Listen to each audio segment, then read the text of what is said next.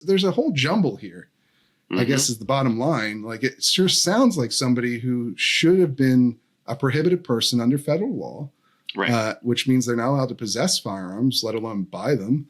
And then who also should have qualified for Maine's yellow flag law. And some people clearly did try to take steps when they saw these signs, right? He was committed. He was the police. The family tried to get the police involved. And still at the end of it, he had the same guns that he had bought legally.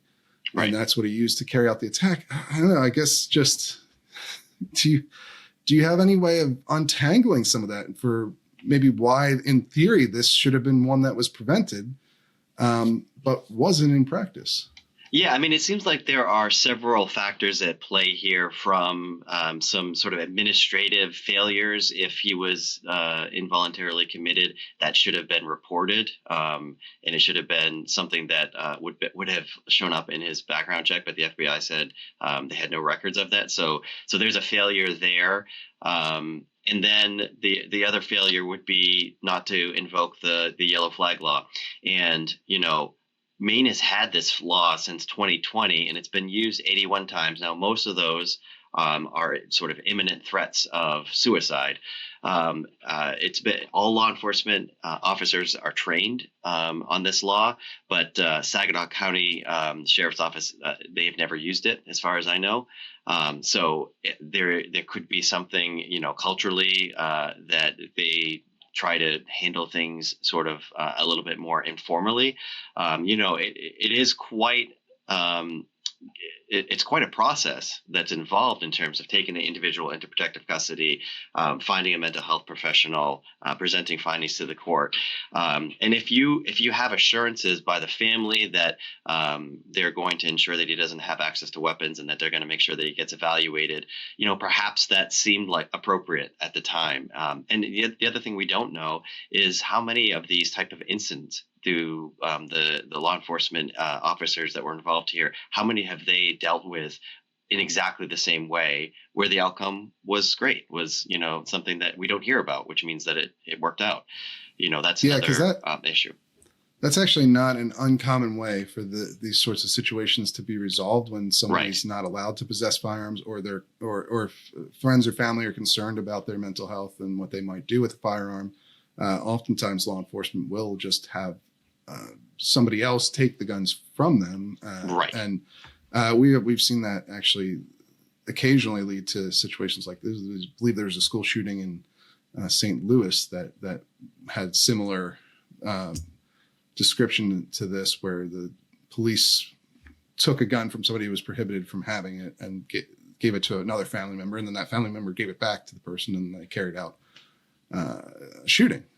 So, obviously risky, but you're probably right that in 99.9% of the incidents, it doesn't lead to some sort of violence, or let alone mass violence like this. So, those are all good questions, I think. And then I do wonder too about, like, you have layers here, a lot of different layers of authority. You have the military, which, as we saw with the Sutherland Springs mass shooting, is not always good at providing required documents. The documents are supposed to turn over to the federal government in the form of the FBI and the background check system. Maybe that's what happened here. You also have the hospital and how that's administered. It's a hospital on a military base. So who exactly has authority over that? Is it the military, or is it New York, which is another layer? New York is not Maine.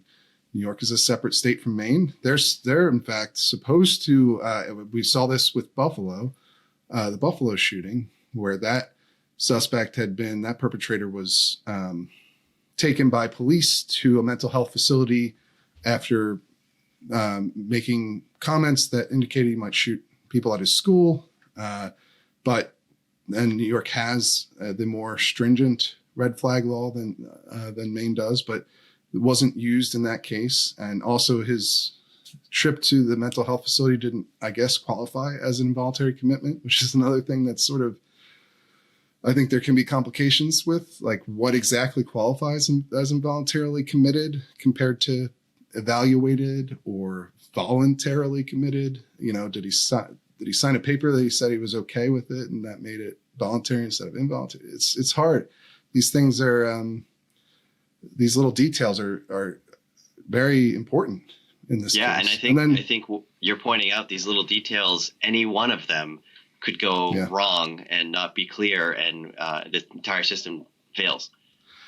Yeah, and that's the hard thing, because this is a situation where I think 99.9% of people would agree that this guy should not have been allowed to possess firearms. Right. He was hearing voices. He was making threats, which is actually not an entirely common. Or it's not. I think people have the impression that a lot of mass shooters are this way, that they're mentally. Most of them are not. That they have psychosis. Do not have a severe mental illness, and most of them have no psychosis at all. You know, I hate to speculate, but one thing that I'm intrigued about with the pedophile comment is, you know, I've been thinking about, where does that come from? Where does that come from? And, you know, it could be just a pure psychosis. But at the same time, so it's an interesting thing. My nephew works at a store with a person named Robert Card, who had been getting a lot of hate text and contacts. He's the wrong Robert Card. Turns out he's on the sex offender registry, though. And so, you know, is it possible that people had been confusing this Robert Card, the shooter, with this other guy and calling him a pedophile? And maybe somebody did that, and then with the psychosis of hearing voices that weren't really there, it kind of ramped up. Yeah. Like maybe an incident happened once, and then he kept that in his head for a long time. So I've been thinking about that. And then there's another sort of anecdote in the police reports about his loss of hearing. Which the officers speculate, or they have looked into it in terms of being connected to mental illness, and so that's another element that I've been pondering.